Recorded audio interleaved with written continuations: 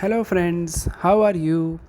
Welcome to our YouTube channel Dhyan Commerce, the key of success. Please like, subscribe, share and press bell icon for notifications. Thank you. तो अब हम बात करते हैं हमारे chapter matrix algebra में। हम पहले देखने वाले हैं इसका इंट्रोडक्शन, यानी क्या होता है ये अरेंजमेंट। तो मैट्रिक्स इज नथिंग बट वो एक अरेंजमेंट है। उसके लिए एक छोटा सा क्वेश्चन इस फिगर में आप ऑब्जर्व कर सकते हो। यहाँ पे आप देख सकते हो अलग अलग पर्संस मैंने मेंशन किए हुए हैं, ठीक है। नाम में उनके कैपिटल लेटर्स यूज किए गए हैं। एंड क्वेश्चन है वेयर इज मिस्टर एक्स।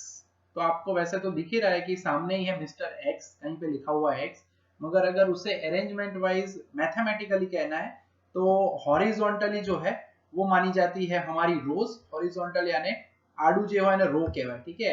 यानी हॉरिजॉन्टली कहते हैं उसे रो एंड वर्टिकली कहा जाता है उसे कॉलम। तो यहाँ पे हम देखें तो ये है फर्स्ट रो, ये है सेकेंड रो और ये कह सकते हैं थर्ड रो। तो हमारा जो मिस्टर एक्स है वो यहाँ पे है, that means he is in the second row. और कॉलम के लिहाज से गिने तो first column, second column and third column. यानी अगर यहाँ पे खड़े रहते हैं तो दोनों का कॉम्बिनेशन कहना है, यानी he is in the second row and third column. तो ये जो बात हमने बताई कि mister X is in the second row and third column, तो ये अरेंजमेंट में रो एंड कॉलम का इस्तेमाल किया जाता है। एंड ऐसे ही अगर नंबर्स को भी अरेंज किया जाए इन terms of rows and columns, और जो अरेंजमेंट रेडी होती है उसे ही कहा जाता है मैट्रिक्स अलजेब्रा। तो अब कॉन्सेप्ट को समझने के लिए हम ले लेते हैं एक एग्जांपल, जिसमें हम कह रहे हैं कि Vansh bought 3 mangoes and 5 apples, Vraj bought 7 mangoes and 2 apples, while Yaksh bought 4 mangoes and 9 apples। यहाँ पे आप देख सकते हो कि हमें ये पूरा लिखने के लिए 3 सेंटेंस की जरूरत पड़ी। तीनों में कॉमन चीजें हैं मैंगोज एंड एप्पल्स। तो मैट्रिक्स हमें हेल्प करता है कि नंबर्स जो है 3, 5, 7, 2, 4, 9, उसे अगर अरेंजमेंट में लिखना है इन terms of rows and columns तो उसे हम लिख सकते हैं। कैसे? तो एक ऑप्शन ये है कि वंश व्रज एंड यक्ष को हम रो में लिख सकते हैं, तो मैंगोज कॉलम में हो जाएगी। यहाँ पे इसे हम कह सकते हैं it is the matrix of 3 persons and fruits, mangoes apples, ठीक है।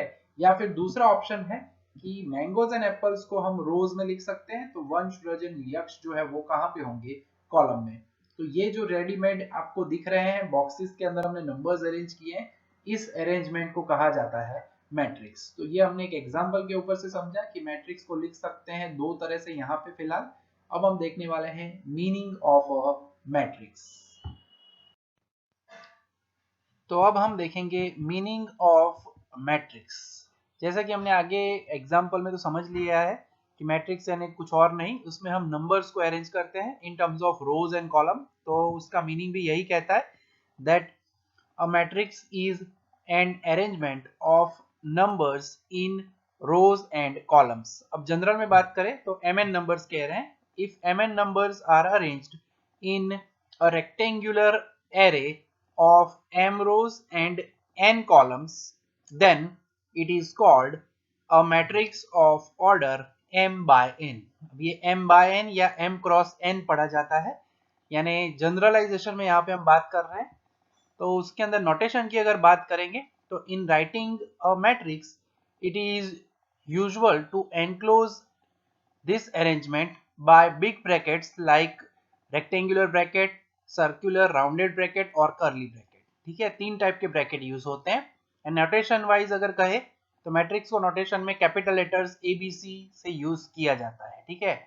तो याद रखना है खास, तीन टाइप के ब्रैकेट यूज होते हैं। जनरली हम रेक्टेंगुलर ब्रैकेट यूज करेंगे, या कभी कभी एग्जाम्स में राउंडेड ब्रैकेट भी होते हैं या करली ब्रैकेट भी हो सकते हैं। तो अब एक एग्जांपल में जनरल पार्ट देख लेते हैं। हमने यहाँ पे बोला है m rows and n columns, तो वैसा एक मैट्रिक्स हमारे पास रेडी है यहाँ पे, जिसमें A11, A12, A13 up to A1n।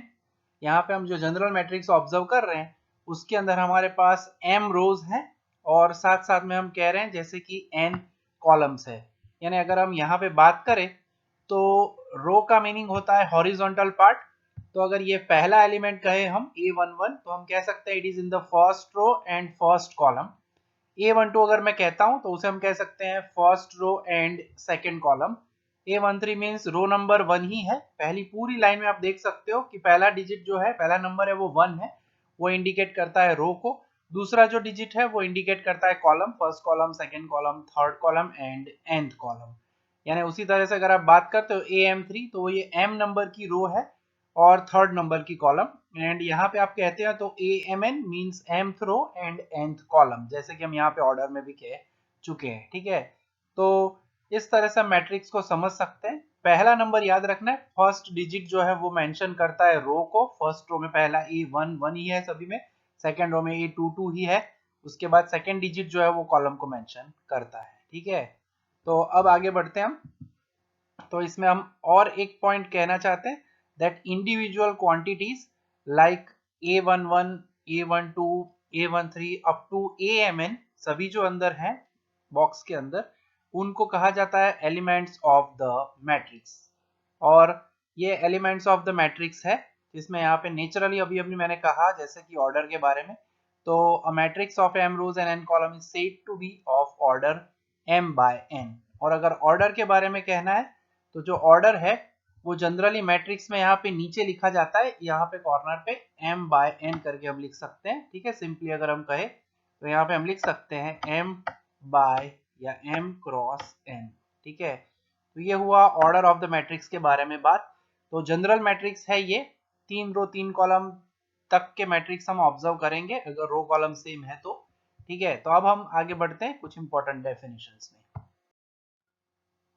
तो अब हम ऑब्जर्व करते हैं एक और इंपॉर्टेंट डेफिनेशन जो कि है diagonal elements of a matrix and principal diagonal. ये होता क्या है, तो जनरली कोई भी मैट्रिक्स की अगर हम बात करते हैं तो डेफिनेशन हमें कह रही है consider the matrix A A11 A12 A13 एक 3x3 यानी 3 रो 3 कॉलम वाला एक मैट्रिक्स यहाँ पे हमने कंसिडर किया हुआ है। जनरल मैट्रिक्स का जो फॉर्म हमने अभी आगे ऑब्जर्व किया वही है ये। ठीक है, तो इसके अंदर हम कहने वाले हैं कि यहाँ पे जो हमारे पास अवेलेबल है ये डायगोनल यानी A11 A22 एंड A33 में से जो पास होती हुई लाइन है उसे कहा जाता है सिंपली डायगोनल, प्रिंसिपल डायगोनल। और ये जो एलिमेंट्स है A11 A22 A33 इन्हें कहा जाता है डायगोनल एलिमेंट्स। तो वही चीज हम यहाँ पे डिफाइन कर रहे हैं जिसका यूज फ्यूचर में होने वाला है, यानी the diagonal containing the elements is called the principal diagonal. ठीक है, जैसे कि मैंने कहा तो उसमें अगर हम बात करते हैं A11 A22 A33 जो है डायगोनल एलिमेंट्स है। अब जो हमें इंपॉर्टेंट डेफिनेशन देखनी है, इसे मोस्ट आईएमपी में टिक किया जाता है इक्वल मैट्रिसेस। यानी मैट्रिक्स हो, एक हो तो मैट्रिक्स लिखा जाता है, एक से ज्यादा हो तो बोला जाता है उसे मैट्रिसेस। ठीक है, तो ये बहुत ही इंपॉर्टेंट है, इसका इस्तेमाल एग्जांपल्स में फ्यूचर में होगा। तो दो मैट्रिसेस मिनिमम चाहिए, एक से ज्यादा हो तो ये कंपैरिजन हो सकता है। तो यहाँ पे हम कह रहे हैं that two matrices are said to be equal if they satisfy the following two conditions। ठीक है, नीचे की जो कंडीशन है वो सेटिस्फाई करे तो उन्हें कहा जाएगा इक्वल मैट्रिसेस। यानी दोनों के लिए इक्वल कब हो सकते हैं, तो पहले तो दोनों का शेप सेम होना चाहिए। शेप का मीनिंग दोनों में रोज कॉलम सेम होनी चाहिए, तो वही हमारी condition number 1। The number of rose in both matrices should be same, should be equal, and the number of columns in both matrices should be equal। यानी दोनों में हम कहें इन शॉर्ट, तो शॉर्ट में कहना है तो the order of both matrices must be same, should be the same. ठीक है, रो कॉलम अलग अलग ना कहना हो तो आप यही लिख सकते हो that the order of both matrices must be the same. यानी दोनों का आउटर अपीयरेंस सेम होना चाहिए तो कहा जाता है कंडीशन नंबर 1 सेटिस्फाई हुई ऐसा। सेकंड कंडीशन कहते हैं हम यहाँ पे that the corresponding elements of both matrices must be same। यानी दोनों मैट्रिसेस के अंदर उनके corresponding elements सेम होने चाहिए। यानी कि A11 है एलिमेंट तो सामने वाले मैट्रिक्स में भी A11 सेम होना चाहिए। इन शॉर्ट दोनों इक्वल होना, यानी हर एक एलिमेंट सेम हो तभी दोनों को कहा जाता है इक्वल मैट्रिसेस। तो इन शॉर्ट पहले कहा जाता है order of both matrices must be same, and second में कह रहे हैं corresponding elements must B same. जब इसका यूज आएगा तब बच्चों हम ज्यादा डिटेल में इसे समझेंगे, मगर तब तक के लिए आपको ये दो कंडीशन याद रखनी है। पहली कंडीशन में हम कह रहे हैं ऑर्डर मस्ट बी सेम, दूसरे में हमने कहा उनके कॉरेस्पॉन्डिंग एलिमेंट्स होने चाहिए सेम। ठीक है,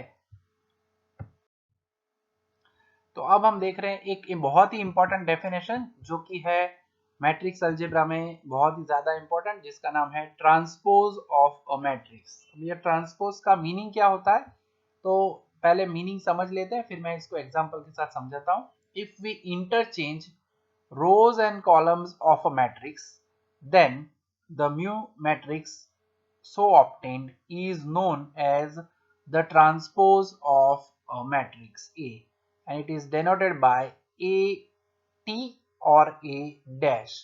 वैसे ये आप आगे कॉम्प्लीमेंट्री इवेंट का नोटेशन देख चुके हो प्रोबेबिलिटी में, SY में, वैसा ही कुछ कुछ पार्ट है। इंटरचेंज किया जाता है रो एंड कॉलम में, यानी कि अगर एग्जांपल लेना जरूरी है, अदरवाइज समझ में नहीं आएगा। जनरल में कहते हैं if A is of the order m by n, तो पलट जाता है, रो बन जाती है कॉलम, कॉलम बन जाती है रो, यानी हम कहते हैं ए ट्रांसपोज है is of the order n by m। तो देखते हैं एग्जांपल, तो समझ में ज्यादा आएगा।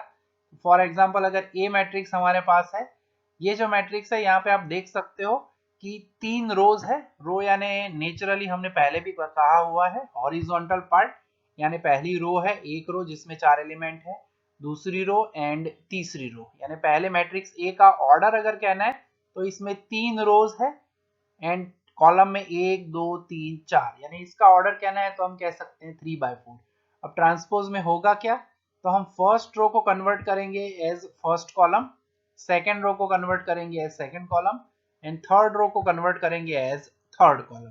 तो हमारा ट्रांसपोज जो है वो कुछ इस तरह से जनरेट होगा। फर्स्ट रो बन जाएगी फर्स्ट कॉलम, सेकेंड रो बन जाएगी सेकेंड कॉलम, थर्ड रो बन जाएगी third column and the other way. सामने आप देखते हो तो कॉलम नंबर जो 1 है 1 3 4, ऑटोमेटिकली वो बन जाएगी फर्स्ट रो, यानी कोई भी एक हिस्सा ट्रांसफॉर्म करना है। 1 2 5 0 पहली रो थी, यहाँ पे बन गई 1 2 5 0 फर्स्ट कॉलम, 3 5 2 1 सेकेंड रो थी, यहाँ पे बन गई 3 5 2 1 सेकेंड कॉलम, 4 1 0 0 हमारी थर्ड रो थी, वो बन गया थर्ड कॉलम। ऑटोमेटिकली कॉलम में से रो भी इंटरचेंज हो ही जाते हैं, यानी इसका ऑर्डर आप देख सकते हो 4/3 हो गया, यानी ऑर्डर जो है वो पलट जाते हैं। जैसे कि हम यहाँ पे कहते थे m by n हो तो हो जाता है ट्रांसपोज का ऑर्डर n by m। तो वही चीज अब हम यहाँ पे कह रहे हैं that here order of matrix is 3/4 and that of matrix A transpose is 4/3। जरूरत पड़ने वाले हैं ये सभी टॉपिक, जिसका इस्तेमाल फ्यूचर में हम एग्जांपल्स में करेंगे। अब जो थियरीज के लिहाज से सबसे ज्यादा इंपॉर्टेंट है वो हमारे मैट्रिक्स के टाइप्स है। टोटल 10 टाइप्स दिए गए, जिसमें से ऑलमोस्ट हम यहाँ पे 7 टाइप्स देखने वाले हैं, 6-7 टाइप्स देखेंगे आज के लेक्चर में। बाकी के बचे हुए जो टाइप्स है वो नेक्स्ट लेक्चर में देखेंगे। सो टाइप्स ऑफ मैट्रिक्स में सबसे पहले 4 तो एकदम सिंपल है नाम के ऊपर से। पहला जो है उसका नाम है रो मैट्रिक्स। रो यानी हॉरिजॉन्टल पार्ट कह सकते हैं, ऐसा मैट्रिक्स जिसमें खाली एक रो हो, यानी हॉरिजॉन्टल मैट्रिक्स दिख रहा हो, तब उसे कहा जाता है रो मैट्रिक्स। जिसका मीनिंग है वो कुछ एकदम सिंपल एक लाइन में हम लिख सकते हैं, a matrix in which there is only one row and any number of columns then is said to be a row matrix. ठीक है, यानी जिसके अंदर एक ही रो हो, कॉलम्स चाहे कितनी भी हो। अगर जनरल में अगर कहना है एग्जांपल अगर ले तो a is equal to a11 a12 a13 up to a1n is a row matrix. ये रो मैट्रिक्स है हमारा, जिसके अंदर आप देख सकते हो रो यानी हॉरिजॉन्टल है, आड़ी रेखा જોઈ શકો છો તમે, हॉरिजॉन्टल पार्ट है, यानी रो एक है। कॉलम में अगर आप देखना चाहो तो 1 1 1 2 1 3 एंड 1 n, तो कॉलम n है। तो इस मैट्रिक्स के बारे में अगर हम कहना चाहें तो it is clear that order of matrix A या order of this matrix is 1/n, यानी रो मैट्रिक्स के अंदर पहला एलिमेंट 1 होना चाहिए, रो होनी चाहिए एक, कॉलम चाहे कितनी भी हो। अगर पर्टिकुलर केस लेना है तो दूसरा एक एग्जांपल हम समझ लेते हैं। इसके अंदर 1 2 3 5, यहाँ पे आप 4 एलिमेंट्स देख सकते हो, मगर रो तो एक ही है, यानी मैट्रिक्स का ऑर्डर बन जाता है 1/4। तो सिंपल है, एक ही रो हो, कॉलम्स चाहे कितनी भी हो, तब उसे कहा जाता है रो मैट्रिक्स। वैसे ही अगर कहे कॉलम्स मैट्रिक्स हमारा दूसरा टाइप है, तो उसमें हम कहते हैं कॉलम मैट्रिक्स में उसके जैसा ही काम है। रो मैट्रिक्स में सिंगल रो होती है, कॉलम चाहे भी कितनी भी हो, वैसे ही कॉलम मैट्रिक्स है उसमें वैसा ही हम कहेंगे a matrix in which there is only one column and any number of rows then it is said to be a column matrix. तो उसमें हम कॉलम मैट्रिक्स कहेंगे। इसमें वर्टिकल मैट्रिक्स होता है, और रो मैट्रिक्स के अंदर हॉरिजॉन्टल मैट्रिक्स होता है। तो एग्जांपल का इस्तेमाल करें तो प्रॉपरली आप समझ ही सकते हो, A11, A12, A21, A31 up to AM1 is a column matrix. और यहाँ पे आप देख सकते हो कि इसके अंदर रो m है और कॉलम तो एक ही होगी क्योंकि नाम कॉलम मैट्रिक्स है, यानी इसका ऑर्डर होगा m/1। ऐसे ही दूसरा एक एग्जांपल अगर ऑब्जर्व करना है सिमिलरली, तो पर्टिकुलर केस में अगर बात करें तो 0 5 2 1 0, यानी यहाँ पे 5 रोज है तो ये मैट्रिक्स का ऑर्डर होगा 5/1। यानी रो मैट्रिक्स में एक रो होती है, कॉलम चाहे कितनी भी हो। कॉलम मैट्रिक्स में एक ही कॉलम होती है, रोज चाहे कितनी भी हो। पहले दो नाम के ऊपर से मैट्रिक्स पढ़ने के बाद एक और वैसा ही मैट्रिक्स है जो नाम के ऊपर से ही याद रह जाता है, जीरो मैट्रिक्स और नल मैट्रिक्स। इसका खास दूसरा नाम आपको याद रखना है। जीरो में तो पता चलता है, बट नल यानी नथिंग, तो उसमें भी वैसे याद रह ही जाएगा। अब नल मैट्रिक्स जीरो मैट्रिक्स आपको पता चल ही गया होगा, उसके सभी एलिमेंट जीरो ही होंगे, ठीक है। जितने भी एलिमेंट्स हो सभी जीरो होते हैं।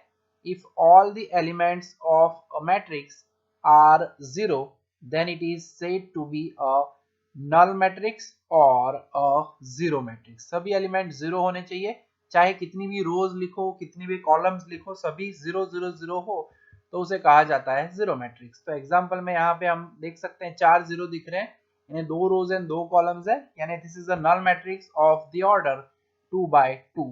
यानी पहले रो मैट्रिक्स बोला जिसमें single row any number of columns, short में याद रख सकते हो, लिखना तो पूरा ही है। सेकंड में हमने बोला कॉलम मैट्रिक्स, एक ही कॉलम होती है, रोज चाहे कितनी भी हो। तीसरे में बोला जीरो मैट्रिक्स, इसमें रो कॉलम के बारे में नहीं कह रहे कुछ भी, सभी एलिमेंट्स होने चाहिए जीरो। और अब आगे बढ़ते हैं, हमारा चौथा मैट्रिक्स जिसका नाम है स्क्वायर मैट्रिक्स। ये पहले चार एकदम सिंपल से हैं। स्क्वायर मैट्रिक्स में एलिमेंट स्क्वायर होंगे ऐसा मत सोचना। स्क्वायर मैट्रिक्स कैसा होगा तो उसके अंदर हम कहते हैं डायमेंशन, उसका शेप स्क्वायर बनना चाहिए। जैसे कि आप जीरो मैट्रिक्स में देख सकते हो 4 एलिमेंट है तो वो स्क्वायर शेप बन रहा है, मींस उसका ऑर्डर सेम होना चाहिए। ऑर्डर का meaning number of rows and column जो है एक ही मैट्रिक्स के हमेशा इक्वल होने चाहिए।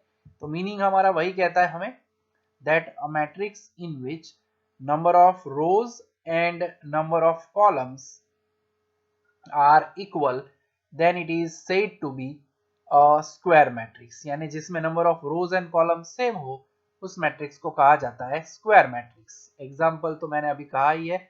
यहाँ पे आप कॉमन में देखना चाहे अगर तो A11 A12 A13 वाला जो पूरा पार्ट था वैसा ही जनरल मैट्रिक्स यहाँ पे हमने लिखा हुआ है, जिसके अंदर 3 रोज है एंड 3 कॉलम है, यानी it is a square matrix of the order 3/3। ठीक है, और आगे बढ़ते हैं दूसरे पार्ट के लिए। सिमिलरली हम कह सकते हैं 1 2 0 1 है, is a square matrix of the order 2/2। ठीक है, यानी ऊपर जनरल मैट्रिक्स था, नीचे हमने पर्टिकुलर मैट्रिक्स लिखा है। तो ये पहले चार डेफिनेशन बहुत ही सिंपल है बच्चों, इनको परफेक्टली रेडी करना है। इन चारों में से एक आध तो एग्जाम में दिख ही जाता है, एकदम यूजुअल है, याद रखने में भी इजी है। मगर कभी कभी आप पढ़ो नहीं तो समझ में जरूर आता है कि मैट्रिक्स ये है, मगर डिफाइन नहीं कर पाते हैं। ठीक है, इसमें 1 मार्क में ऑब्जेक्टिव में क्वेश्चन पूछा जाता है, मल्टीपल चॉइस क्वेश्चन यानी कि एमसीक्यू कभी कभी नहीं होते हैं, तो खास आपको ये याद रखना है। ठीक है, तो 4 टाइप्स हो चुके हैं, अभी हम 1 2 टाइप्स और ऑब्जर्व करेंगे। और अब हम देखने वाले हैं बहुत ही most IMP definition of the chapter, जिसके पूछने के चांसेस मैक्सिमम रहते हैं, वो है सिमेट्रिक मैट्रिक्स। सिमेट्रिक का मीनिंग होता है अगर कोई भी डायरेक्शन में अगर मैट्रिक्स को ट्रांसफॉर्म करो यानी ट्रांसपोज करो तो वो सेम ही रहे तो उसे कहा जाता है सिमेट्रिक मैट्रिक्स। गुजराती में कहे तो सममिति कही शकाय। सिमेट्री जैसे कि डाई होता है, कोई भी साइड से आप देखते हो तो उसकी साइड सभी सेम होती है चाहे नंबर अलग अलग हो, वैसा ही कुछ पार्ट यहाँ पे है। मैट्रिक्स में सिमेट्री देखना यानी कि ट्रांसपोज करना, तो पहले उसका मीनिंग समझ लेते हैं। If the transpose of a square matrix, खास ध्यान रखना है स्क्वायर लिखना जरूरी है, square matrix gives the same matrix then it is known as a symmetric matrix.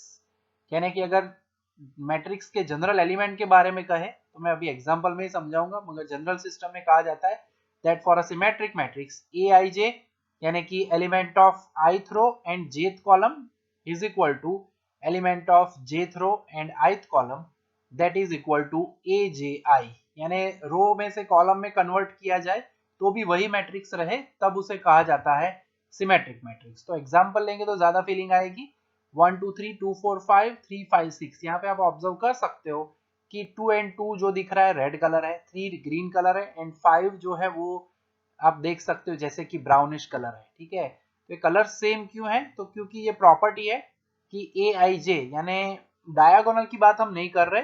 Diagonal यानी क्या? तो अभी हमने स्टार्टिंग में ही बताया था कि डायगोनल यानी ये 1 1, इसे कहा जाता है फर्स्ट रो फर्स्ट कॉलम का एलिमेंट यानी A11। अगर मैं I एंड J की जगह पे 1 1 रखता हूं तो A11 is equal to JI यानी A11 ही रहेगा।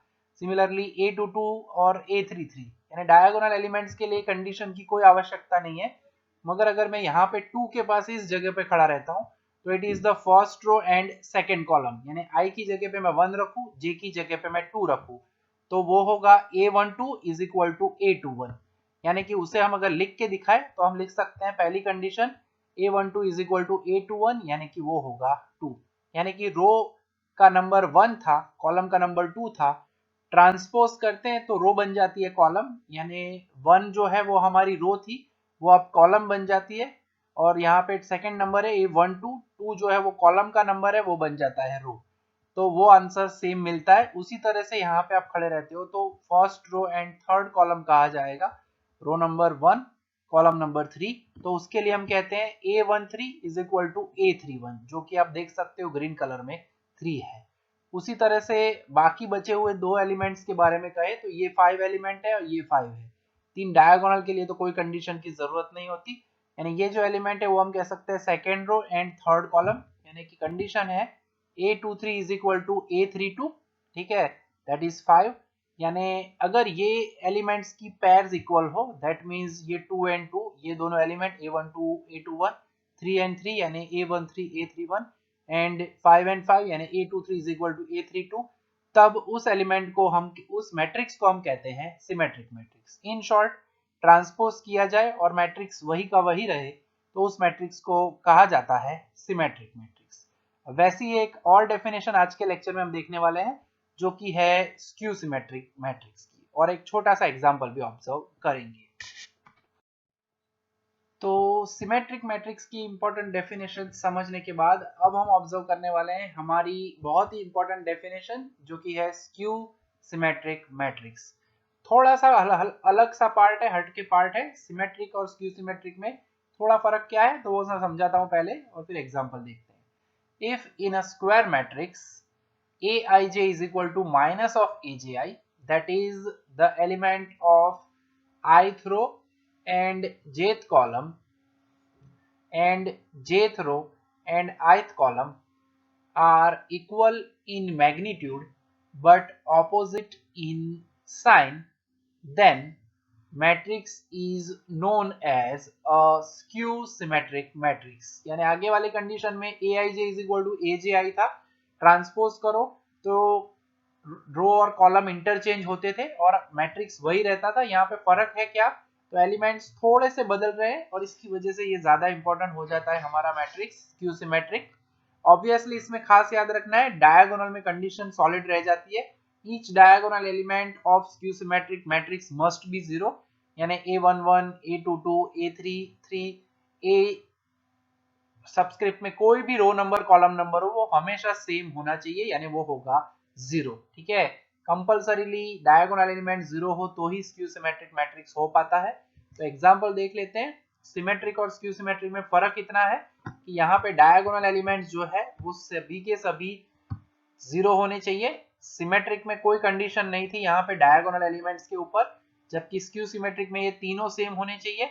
And A12 is equal to आगे A21 था, यहाँ पे 2 एंड -2 रहेगा, -3 है तो नीचे +3 होगा, -1 है तो ऊपर +1 होगा। बाकी की तीन कंडीशन में हम यहीं पे वही कह रहे हैं, खाली साइन बदल जाती है, वैल्यू सेम होती है, इसीलिए ऊपर कहा गया है इक्वल इन मैग्नीट्यूड। मैग्नीट्यूड का मीनिंग वैल्यू होता है, यहाँ पे -2 है, यहाँ पे 2, दोनों में 2 ही है, खाली फर्क क्या है? Opposite in sign. तो ये होता है स्क्यू सिमेट्रिक की कंडीशन।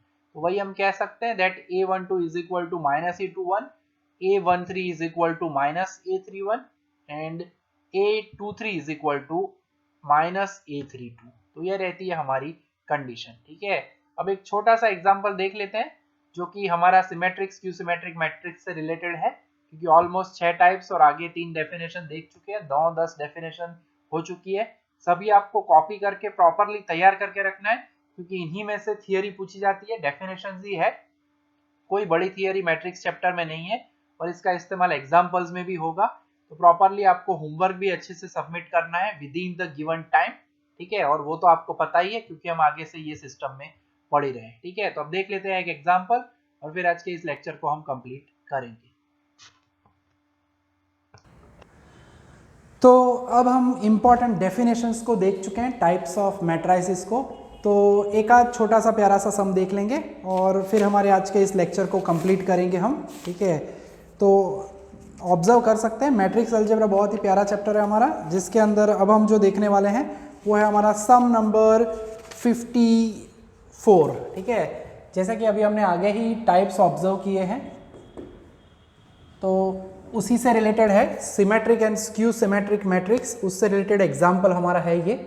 सो उन्होंने दिया हुआ है हमें मैट्रिक्स A, जिसमें दिया है x - 5a 3/3 का ये मैट्रिक्स हमारे पास है। 3/3 यानी 3 रो 3 कॉलम, जिसे हम ऑर्डर कहते हैं, ऑर्डर ऑफ द मैट्रिक्स, ठीक है।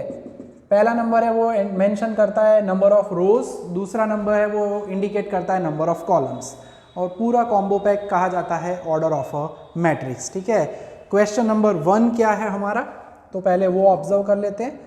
उन्होंने दिया है A is a symmetric matrix. अब जैसे कि आगे ही हम ऑब्जर्व कर चुके हैं सिमेट्रिक मैट्रिक्स की डेफिनेशन, तो उसी का इस्तेमाल करना है। उसकी जो कंडीशन हमने ऑब्जर्व की थी, डेफिनेशन कहती है if the transpose of the square matrix gives the same matrix, यानी A transpose is equal to A, then matrix A is called symmetric matrix. मगर अगर एग्जाम्पल में यूज करना है तो हम लिखने वाले हैं इस तरह से, bye the definition of symmetric matrix, जो कंडीशन हमने ऑब्जर्व की थी उस कंडीशन को लिखेंगे, यानी जनरल में लिखा जाता है Aij is equal to Aj। Transpose यानी कि Aij ith row jth column will become the element of jth row and ith column, ठीक है।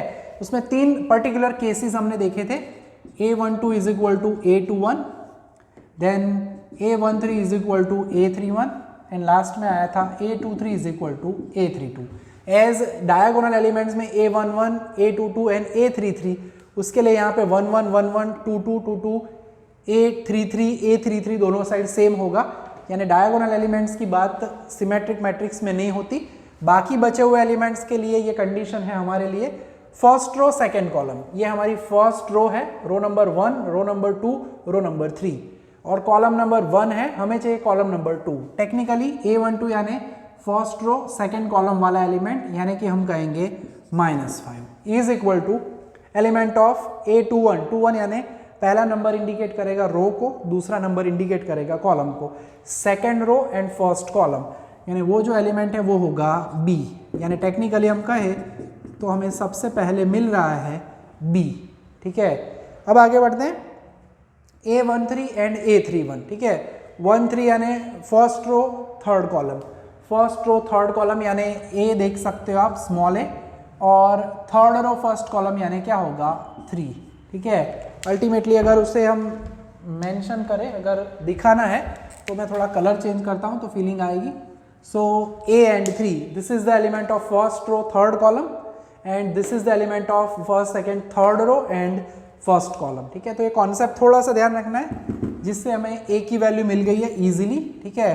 अब A23 second row third column, row number 1, row number 2, ये पूरी सेकेंड रो है, हमें जाना है पहली, दूसरी, तीसरी कॉलम में, यानी हम यहाँ पे जो बात कर रहे हैं वो इस एलिमेंट 8 के लिए बात कर रहे हैं। A23 यानी एलिमेंट 8 होगा and A32 that means third row and second column, row number 3 column number 2, यानी हम यहाँ पे बात कर रहे हैं इस एलिमेंट C के बारे में। यानी अल्टीमेटली जो हमें 3 चाहिए थे पार्ट, वो तीनों के तीनों मिल चुके हैं एंड देयरफॉर हम कह सकते हैं A is equal to 3, B is equal to -5 and C is equal to 8। तो तीनों जो नंबर्स हैं हमारे पास A, B एंड C तीनों रेडी हो चुके हैं। और अब जो आगे का पार्ट है उसके लिए दूसरा क्वेश्चन उन्होंने पूछा हुआ है हमें, जिसमें उन्होंने हमें कहा है सेकंड में that if A is a skew symmetric matrix then find x, y, z भी बोला है। अब सेकंड में कहा गया है कि A is a skew symmetric matrix इसका भी हम मीनिंग देख चुके हैं। देन कहा है फाइंड 6 के 6 elements x y z a b and c। और जैसे कि डेफिनेशन में हमने कहा था, in a skew symmetric matrix all diagonal elements must be zero. ठीक है, तो बाय द डेफिनेशन दो पार्ट है, दूसरा तो ऐसा ही कंडीशन वाला हिस्सा दिया गया है हमें, ए आई जे वाला ही पार्ट है हमारे पास। By the definition of skew symmetric matrix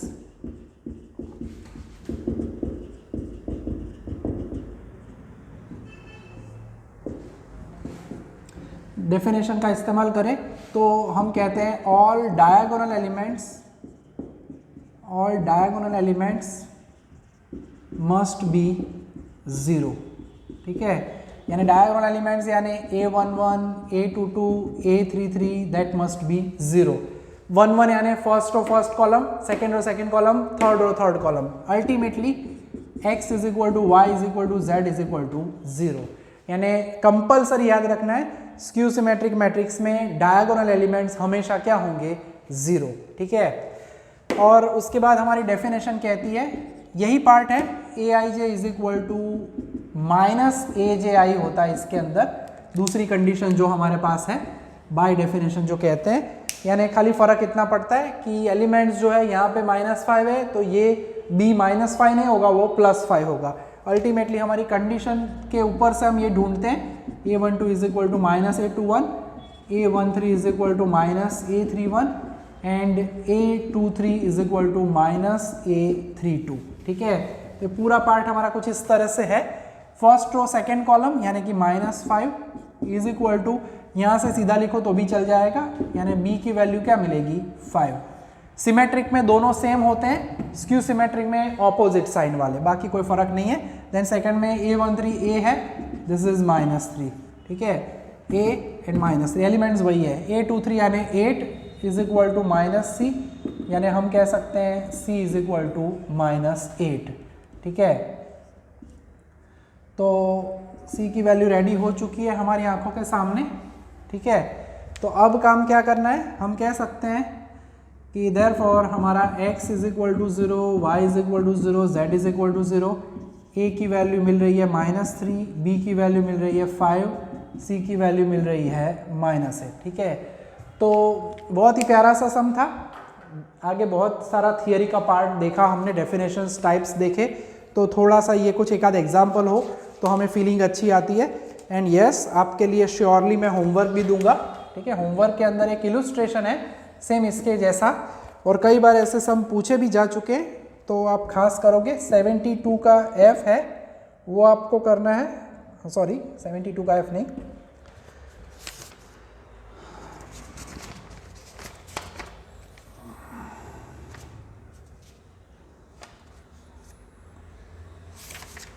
sorry yes that is not 72, 68 का F है, वो आप करोगे, इसकी कार्बन कॉपी है। और इलस्ट्रेशन नंबर 2 सेकेंड इलस्ट्रेशन है, उसमें भी सेम इसी टाइप का उन्होंने हमें काम दिया है, जो कि आपको बुक के अंदर इलस्ट्रेशन नंबर 2 जो है वो मिल जाएगा पेज नंबर 74 के ऊपर। ठीक है, तो ये दो काम आपको करने हैं आज के लेक्चर में। आगे की थियरी भी अच्छे से लिख लो, रेडी कर लो। ठीक है, सेमेस्टर 6 स्टार्ट हो चुका है, बहुत ही प्यारे प्यारे हमारे पास 4 यूनिट्स है। अगेन स्कोरिंग है, मगर मेहनत करना ज़रूरी है, और सबसे बेस वाला सबसे इंपॉर्टेंट यूनिट है हमारा ये मैट्रिक्स सिस्टम। ठीक है, तो यहाँ तक का काम रखने वाले आज के हमारे फर्स्ट लेक्चर के अंदर। जय माता जी, थैंक यू।